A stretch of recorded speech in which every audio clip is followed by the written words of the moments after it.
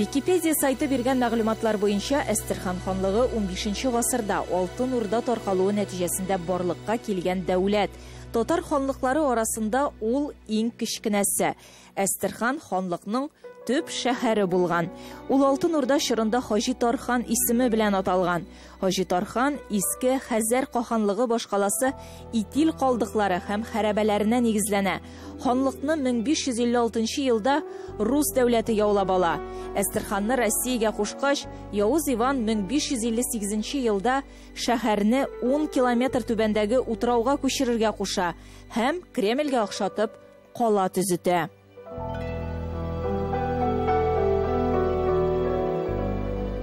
Без Әстерхан шәһәре Кирмәне янында басып торабыз. Биредә дә Казаныбыз белән охшашлык таптык. Чөнки Кирмәнгә керү юлы Спас манарасы аша, нәкъ бездәге кебек. Инде биредә яшәгән татарларның тормыш көнкүреш рәвешенә килсәк, Әстерхан шәһәре халыкара сәүдәдә зур бер арадашчы үзәк булып хезмәт иткән һәм олуг татар базары буларак дан казанган. Халыкның күп өлеше бакчачылык, балыкчылык белән шөгыльләнгән. Татарлар 13-14 гасырларда оеша башлаганнар инде монда. Бар юртовский татарлар, алар кочевой образ жизни вели, урысча әйткәндә. 18-19 гасырларда Казан ягыннан, Пенза өлкәсеннән татарлар күченеп килә башлаганнар. Вокзал янында бар иде Пензадан күчеп килгәннәр. Кузнечный Слобода дип әйткәннәр. Алар кузнецларын алып килгәннәр, аларны оештырганнар, ызбалар салганнар. Ул инде район Слобода татар бистәсе, икенче татар бистәсе булган. Бар Царев дигән район. Ул Царевская Слобода татар бистәсе. Анда типография булган, Иделнең типографиясе. Безнең Астрахань өлкәсендә бар татар авыллары, Кәменный дигән Нариман районында, Яңа Болгар дигән авыл, Икрянинский район, Икряный районында. Алар Казаннан күчеп килгәннәр. Канга дигән авылда, алар Казаннан һәм башка өлкәләрдән урнашканнар анда. Һәм бар Кала янында Сөйләнкә һәм Каргали, Килинчи Идел районында, Кулаковка дигән авыллар, Башмаковка дигән авыллар, төрле авыллар. Ярлы Түбә дигән авыллар, алар Нагай татарлары. 20-нче гасырда Әстерханда татар тормышы аеруча зур бурылыш, уңай үзгәрешләр ала. 1906-1914 елларда монда дистәләрчә татарча газета, журнал чыккан. Мөхәррире Габдрахман Гомәри, җаваплы сәркатибе Сәгыйть Рәмиев булган Идел газетасына 1911 елда Тукай да килеп киткән. Әстерхан шәһәрендә атлаган сайын татар тарихына тап буласың һәм бу аңлашыла да, чөнки милләттәшләребез биредә җирле халык. Менә бу бинада исә заманында татар театры булган. 1907 елда Астраханда татар драма театры оештырылган. Беренче артистлар булып эшләгәннәр. Крутов, Байкин, Ишкина һәм башкалар. Театр бик бай тарихлы театр. 1933 елда шушы бинаны балаларга бергәннәр. Хәзер инде Муса Җәлил урамында чуз дип әйтелә. Әмма ләкин бөтен концертларыбызны, булган концертларыбызны, оештырылган чараларны без шушы бинада үткәрәбез. Бүген Әстерхан өлкәсендә 80 меңгә якын татар гомер кичерә. Хәзер дә буыннар чылбырын өзмичә милли тормышны алга сөрәләр. 1989 елда оешкан Дуслык татар милли мәдәни оешмасы уңышлы эшли. Бүген алар шәһәр үзәгендәге бинада урнашканнар. Биредә ялкын ансамбленең репетицияләре уза, яшьләр бүлеге эшли. Бүген дә зур тарихлы Идел газетасы нәшер ителә. Үз китапханәләре бар. Kitaplar alıp kileriz Kazan'dan. Küp mektepler kilip karıyorlar. Şu kitaplarımız kübürek bulsa biz avullarga gideriz. Bütün Tatar avullarda bizim kitaplar var Tatar dilinde. Габдулла Тукай скверы, Муса Жәлелгә һәйкәл дә ачканнар. Федераль сабан туйны да кабул итте алар. Без иганәчеләр хисабына яшибез. Иң мөһиме, татар җанлы, милли рухлы кешеләр ярдәмендә уңышлы эшлибез ди оешма рәисе. Шундыйларның берсе Рәхимҗан Вафин. Чыгышы белән Татарстанның Әлки районыннан ул 1969 елда Әстерханга килә. Һөнәр ала, эшкә урнаша, татар кызына өйләнеп бик матур гаилә төзи. 2 бала тәрбияләп үстерәләр. Бүген инде 2 оныгы бар. 2012 елда Бөтендөнья татар конгрессы рәисенең Әстерханда татарлар белән очрашуы Рәхимҗан әфәндегә нык тәэсир итә. Һәм ул үзеннән-үзе иҗтимагый эшләргә керешә. Мен хәзер үзем шат, что кемгәдер ниндидер файдан тия. Иптәшем дә әйтә, өйдә утырма, өйдә утыруның файдасы юк, зыяннан башка. Шулай менә хәзер инде 5 ел ярым менә бу җәмгыятьтә эшләп йөрибез. Бөтен җәмгыять арасында безнең җәмгыять самый бик зур җәмгыять бездә. Менә алга бара торган. Бөтен дөньяда яшәүче милләттәшләребезгә татарларга нинди әйтер сүзләрегез бар? Бердәмлек, бер-берләреннән нитмәсеннәр, бер-берсенә ярдәм итеп яшәсеннәр, дус яшәсеннәр. Шунда гына халык үзен-үзе саклап кала. Без Әстерханда яшәүче милләттәшләребезнең эшчәнлеге белән танышуны дәвам иттек. Дуслык татар милли мәдәни җәмгыяте каршында эшләп килүче Ялкын ансамбле дә игътибардан читтә калмады.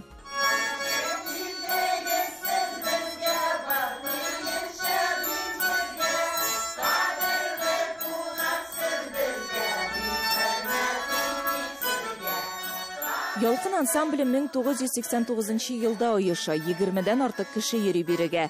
Җитәкчеләре Галия Ашгилдиева. Чын күңеленнән татар халкына, мәдәниятенә гашыйк кеше. Әти-әнисе Татарстаннан, үзе Әстерханда туып үсә.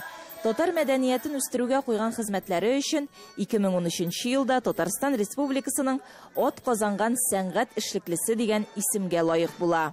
Тырышабыз эшләргә инде, менә халыкка безнең культураны күрсәтергә, потому что без нитсәк инде таралсак, безнең культура күтәрелмәшәк инде. Алар һәр чараның үзәгендә кайнылар. Сабантуй, Нәүрүз бәйрәмнәрендә, фестиваль конкурсларда, төрле концертларда даими катнашып киләләр.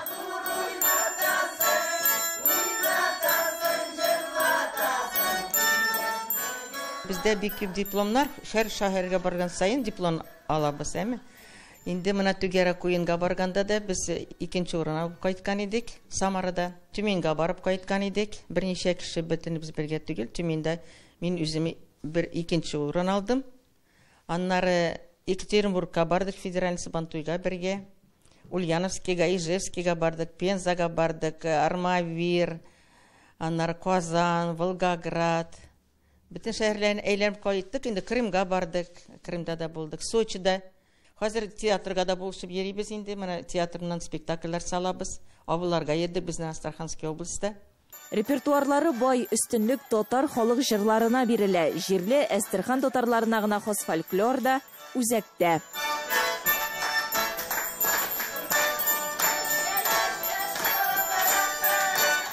Репетицияләре Әстерхан өлкәсе Дуслык татар милли мәдәни оешмасы бинасында уза. Милли киемнәренә дә игътибар иттек. Аларны өлкәнең мәдәният бүлеге методик үзәге тектергән.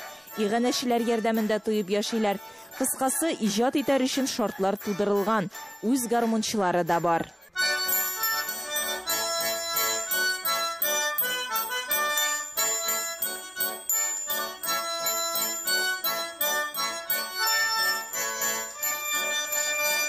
Кичкене вакытымнан бик яраттым шул Саратов сазын, потому что Астраханда әмме туйлар Саратовский гармонда белән уза иделәр. Саз и там кабал тагын бар иде, бубен. И вот шул бик мин яраттым кичкене вакытымнан шуны. Мин әзгенә баянда уйнадым, аннан все-таки инде теләдем аларга Саратовский саз. Шул Саратовский саз да үзем уян рәндәм инде не белгәнем инде. И вот 7нче ел йөрим инде шул ансамбль Ялкынга. Вот уже җиңел генә хатынымны да иптәшем монда утырган иптәшемне дә тарттым бире, вот ул да уже 4 ел йөри. Без туганлашып биттек инде. Монда килгәч күңелебез ачылады, ялкынлылар. Беләсез, менә бөтен йөрәгебезне ачып киләбез монда. Сагынабыз, әме бер атна җыелмасак, кызлар кайчан җыелабыз дип шалтыраталар. Сагынып киләбез инде, монда бит бөтен күңелне ачабыз, бөтен серләребезне сөйлибез бер-беребезгә. Бөтен шундый кулинар ниләр белән инде без катнашабыз инде. Әфлора Усманова әлеге ансамбльгә йөргәч үземне Татарстанга кайткан кебек хис итәм ди. Апас районыннан ул.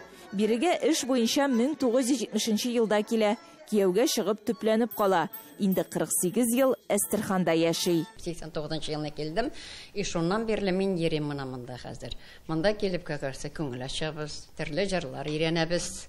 Мин үзем җырны бик яратам. Кичкенәдән җырга гашыйк кеше. Шулай ук сезнең менә бирелгән тапшыруларыгызны ТНВ каналындагы Фәрит Төхфәтуллинаның Сиңа миңа сәлам тапшыруларын бик яратып карыймын. Соңгы арада ансамбльгә яшьләрне дә тарталар. Иң мөһиме киләчәк буынга мәдәниятебез, телебезне өйрәтеп калдыру бит диялар. Үзебезнең менә шу татар телебезне югалтмас өчен тырышам. Шулай аныкларыбызга да шуларны өйрәтәбез. Чөнки татар теле әгәр дә югалса, безнең татар бетәчәк дигән сүз. Минем теләгем шул татар телебез, үзебезнең татар гырыф-гадәтләребез саклансын иде. Әстерхан өлкәсендә яшәүче милләттәшләребезгә тел, дин, мәдәниятне саклау өчен барлык мөмкинлекләр дә, шартлар да бар. Без менә хәзер Габдулла Тукай исемендәге 74нче урта гомум белем бирү мәктәбе бинасы каршында басып торабыз. Аның тарихы бик тирәндә. 1926 елдан ук башлана. Һәм мәктәп ачылган вакытта ук ул татар милли белем учагы буларак нигезләнә. Һәм әйтергә кирәк, әлеге традицияләр бүген дә дәвам итә.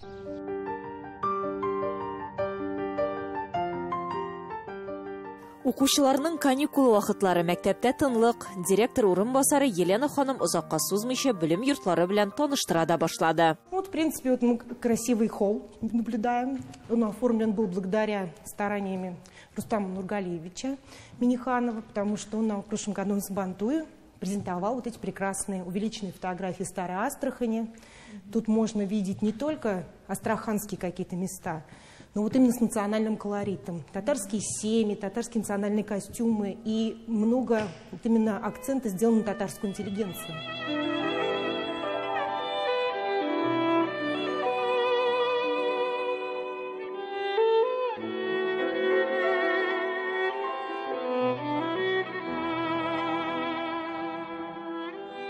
Инде алдан ук әйтеп киткәнебезчә, мәктәп нигездән үк татар милли уку йорты булып оеша. Аннан соң ул берничә төрле атама алыштыра. 2013 елда Габдулла Тукай исеме бирелә.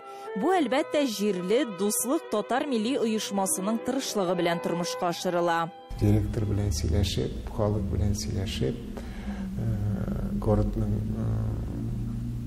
аркадитләре белән сөйләшеп инде ул мәктәпкә бирдек исем Габдулла Тукайның исеме. Шунда инде балаларны татарча укытырга тотындык. Беренче елны, 4нче ел инде без укытабыз. Беренче елны бер класс ачтык. Икенче елны инде халык килә башлады. Балаларны китерә башладылар. Ике класс ачтык. Хәзер инде 5нче класс кәләп укып баралар безнең балалар татарча. 30 кешедән тотындык. Хәзер инде татарча укып киләләр 150 кеше. Мәктәп Татарстан Республикасының Лаеш районы белән хезмәттәшлек итә. Ел сайын 40-ка якын бала шунда барып татар мөхитендә яшәп кайта. Тема татарского языка никогда не затухала. Где-то мы его изучали прям в уроках, где-то во внеурочной деятельности, и кружки, художественная самодеятельность, все это у нас всегда было. Сейчас у нас прям отдельно изучается татарский язык в начальной школе. Мөмкинлекләр бар. Татар теле дәресләрен 3 укытучы укыта. Дуслык татар милли мәдәни оешмасы да аларны күз угыннан җибәрми. Китаплар, дәреслекләр белән һәр даим тәэмин ителеп торалар. Укучылар тәнәфес вакытында да татар теле мәдәнияте белән танышуны дәвам итә. Ачык китапханәләр оештырылган. Татар теле дәресләре өчен махсус җиһазландырылган кабинет та бар. Здесь у нас кабинет татарского языка и литературы. Дети из начальной школы спускаются на урок сюда, часть остается в своем кабинете. Есть литература, которой они пользуются, художественные книги. Здесь у нас есть еще и доска интерактивная, которую нам подарила Казань, Республика Татарстан, за что большое спасибо. Можно ее использовать по полной программе. Шартлар тудырылган, әмінә нәтижесі бар мы соң деген сұрау қызықсындырды безне. Дети разговаривают на татарском языке, но больше на бытовом уровне. Пытаются они, конечно, участвовать в олимпиадах, но олимпиады больше для старшеклассников. У нас и песни, и пляски. Ну, здесь можно выучить наизусть много. Здесь не столько знания, сколько вот любовь к тому, чтобы заниматься вот культурой своего народа.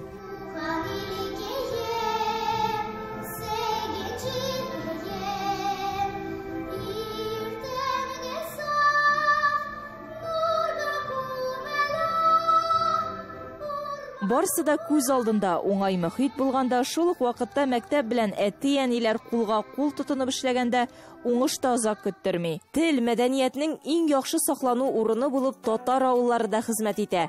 Әстерхан өлкәсендә 17 татар саласы бар.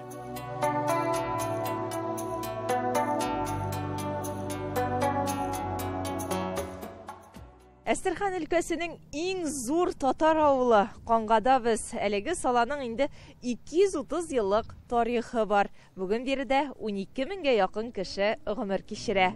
Авыл белән танышуны без җирлек башлыгы белән очрашудан башладык. Татарстаныбыздан әллә кая еракка киткән кебек тә түгел. Рәхәтләнеп, соф татарча әңгәмә кордык. Бабам, мамам, анем ягыннан Канга авылныкылар. Әтим безнең районнан Картузан деген авыл бар, Атиманнан. Анем Кангадан үзе. Без инде монда Бишебайда тудым, анда шул торып бетердем институт, школны бетердем, институтны үз илемә, үз авылыма эшләп, җитсәм үзем пенсияма хәйры белән халыгыма әйтеп, менә эшләп, эшләрне калдырып китсәм, менә шул миңа бик дәүләт булыр иде. Авылның тарихы белән дә кызыксындык. Гомумән, монда истәлекләрне саклауга бик җитди карыйлар. Канга авылы турында китап та чыгарганнар. Канга дип әйтәбез татар телендә, урыс телендә Сары Күчерганов дип әйтелә.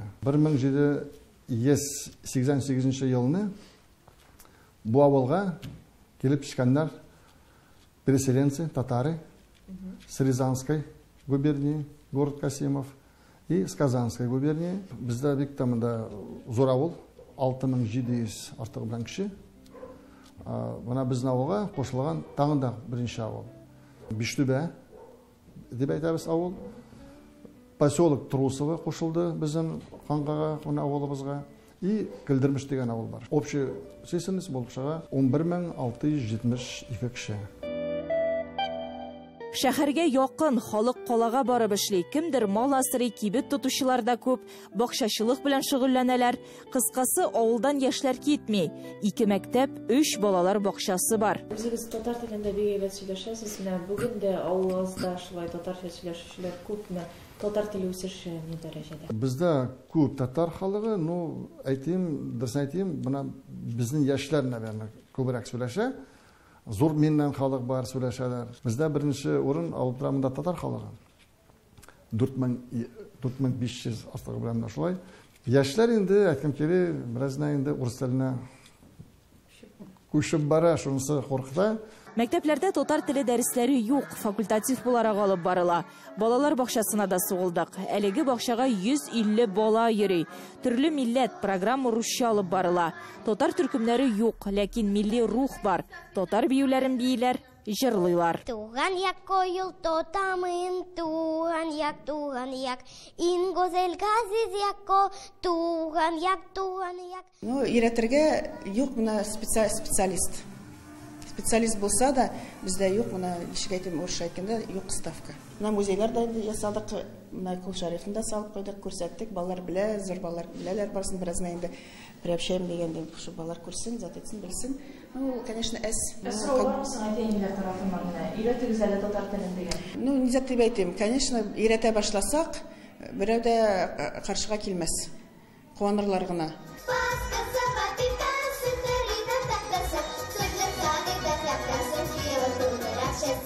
Монысы Канга авылының мәдәният йорты, балаларның концертка әзерләнү мизгеле. Гомумән биредә һәр кеше үз теләгән шөгылен таба. Бездә бик күп кружоклар бар. Вязание, крючком и на спицах. Кружок вокальный, руководитель Голованова Гульнар Римовна. с Башкирии к нам приехала, мы очень рады, долго искали руководителя, наконец у нас появился. Вот кружок вязания ведет Карина Михайловна Серкисян, то есть у нас многонациональное село и многонациональный коллектив. Әмінә бу ишекләр артында китапханә урнашкан. Әйдәгез кереп, танышып чыгыйк әле. Исәнмесез? Исәнмесез, рәхим итегез. Сезне каршы ала Канга библиотекасы. Китапханә бай, татар китаплары да җитәрлек, журналлар алдыралар. Ә без үз чиратыбызда җирле шагыйрәләре Сөембикә Измайлованың җыентыгы һәм иҗаты белән таныштык. Сөембикә апа безнең местная поэтесса. Она у нас работала в нашем Доме культуры. Когда вышла на пенсию и даже до пенсии начала писать стихи. И особенно мына матур бер заты бар, шигыре бар Канга турында. Туган авлым минем Кангам, Васуларым, арба юлларым, синде үсте минем яшьлек гөлем, ялкыннаган серле уйларым. Кангам минем, синең изге җирдә асыл тамырларым яшәсен. Кангада һәр кеше үз торган җирен яратып яши. Аның үсеше, киләчәге өчен чын күңелдән кайгыра.